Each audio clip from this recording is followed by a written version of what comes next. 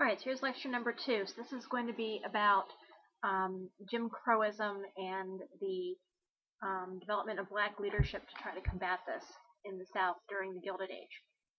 Okay, so if you were black in the United States during the Gilded Age, there were two types of discrimination that you would be faced with. The first is that is probably the most prevalent, which was faced by Southern African Americans who faced what's called de jure segregation, which means by law in the South.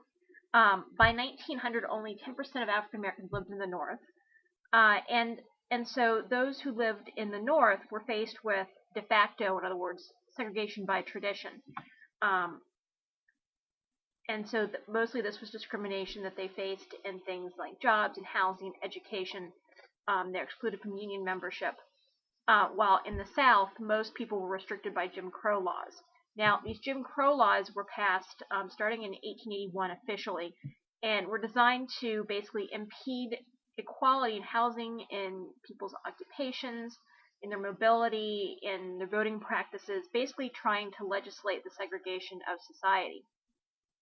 And so basically by the time we get to the post-Reconstruction period, segregation in the South is the norm. Now, it's important here to realize that the South, prior to Reconstruction and the end of slavery, was not a segregated society. And so since a lot of African Americans, in fact most of them, were slaves in the South, then they basically, the white society saw no reason to separate themselves from blacks. But with the freedom of the freedmen and emancipation, the end of slavery, you're going to see a lot of whites in the South defining themselves in opposition to the political and social rights of African Americans.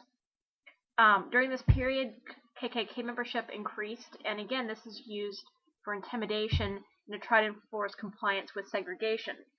You see a number of lynchings increasing. In fact, from 1880 to 1950 in Virginia alone, there were over 100 lynchings that took place. And so you're going to see some African Americans who decide that they're just out of there and they don't want to be in the South anymore.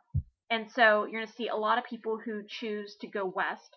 And so there are going to be a certain number of black homesteaders who are going to be known as the exodusters, who end up in the West and in the Midwest in particular. There also are people who decided to move north to try to escape the danger of lynching and to try to seek economic opportunities.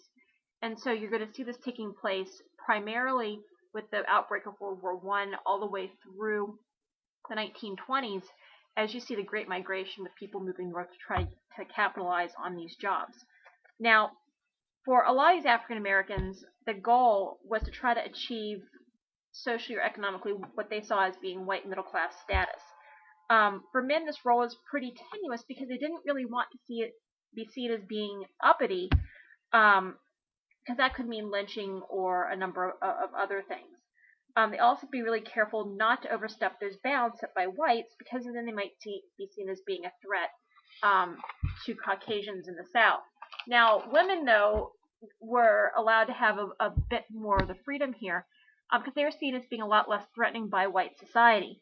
And so a lot of the burden of the more radical protests fell on them. So, for example, you're going to see an effort by people. One of the most famous is Ida B. Wells, who leads an anti-lynching campaign where she writes articles in newspapers and publishes pamphlets and things like that.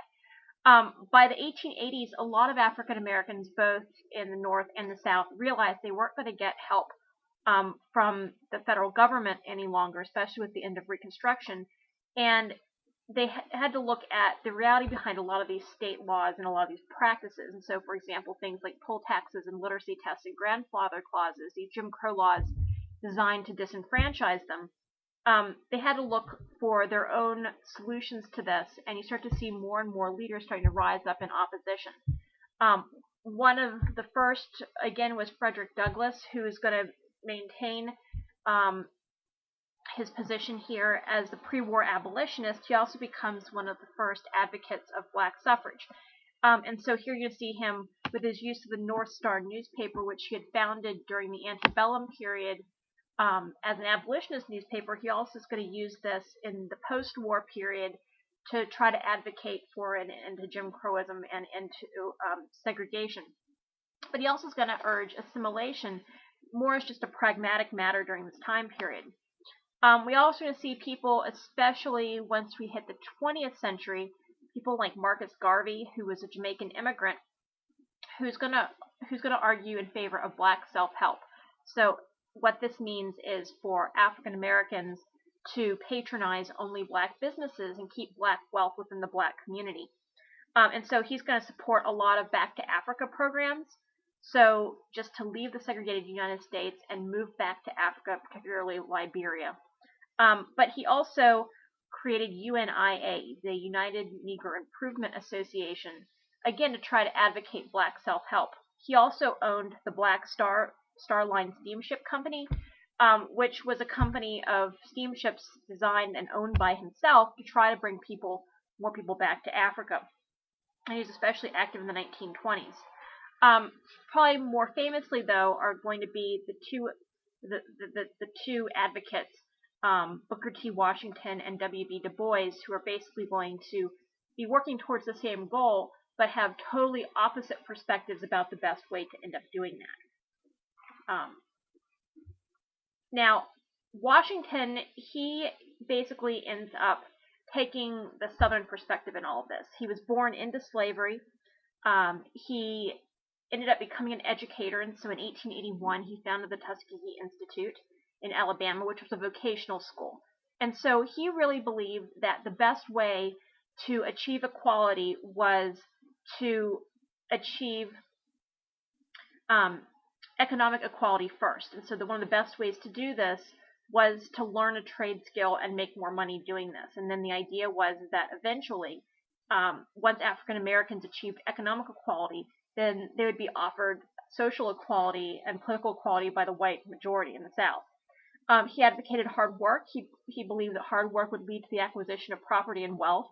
And eventually, once blacks could prove that they were economically valuable to society, then they would achieve equality. In 1895, though, he became a bit more controversial because he gave a speech called the Atlanta Compromise. And in this, he basically endorsed the separate but equal doctrine laid out by the Plessy versus Ferguson case, basically becoming an accommodationist, wanting to get along well. He was liked a lot by whites. In fact, at one point, he was invited to the White House for dinner by Teddy Roosevelt. But again, he felt this was just necessary to avoid wrath by groups like the KKK in the South. And so he's going to end up being the opposite of W.B. Du Bois, who's going to have more of a northern perspective. And Du Bois ends up really criticizing Washington for this accommodation perspective. Now, Du Bois was a African-American scholar and teacher. He was the first black man to earn a PhD from Harvard. He was an internationally well-known sociologist. In fact, he was on very good terms with Kaiser Wilhelm in Germany, who invited him to come to Germany on several occasions on speaking tours. He wrote a book called Souls of Black Folk, and he edited a newspaper called The Crisis, in which he basically laid out his perspective. Now, his perspective was that he really believed that with African Americans proving their social and intellectual equality to whites, eventually that would lead to economic and political equality. So he kind of has the opposite point of view as Washington does. And he really called out segregation and what he called the color line, as being the biggest problem of the 20th century. Now, in doing so, to combat segregation, he really looked to the middle class, the black middle class, in order to do this.